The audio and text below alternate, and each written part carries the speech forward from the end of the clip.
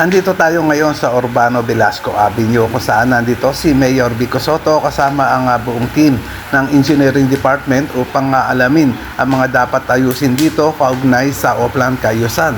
At dito sa kasalukuyan ay makikita na nga natin nakausap ni Mayor Vico Sotto ang mga Homeowners Association dito sa lugar na ito.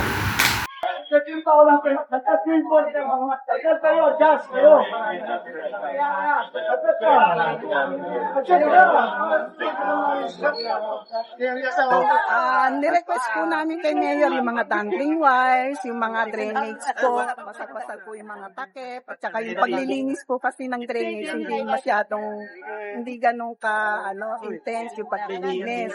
Tapos, yung pong aming court na private po kasi yun. So, ang sabi ni Mayor, pakukuha po niya yung titulo sa ID, tutulungan niya kami sa pag-donate po. Kasi gusto na rin po namin yung ito. Para po matulungan din kami ng lokal na pamahalaan, mapaayos po namin ng court. Yun po.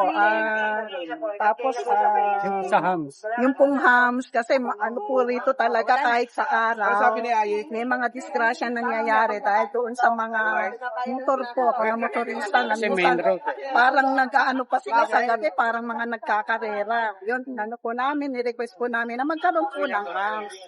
So, yun po, ni-request na po rin po ni Mayor, kinausap na yung mga kinauukulan kung sino man yung mga person responsible po doon. So, yun lang naman po. Saka yung mga puno ko, yung 43. Okay po. Nagpapasalamat po kami sa pamahalaan ng Pasig, lalo na po kay Mayor, sa kabutihan po niya, saka sa good governance. Maraming po siya. Dapigan na po.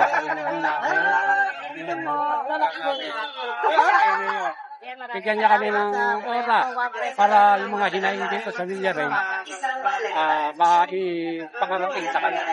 Maraming salamat.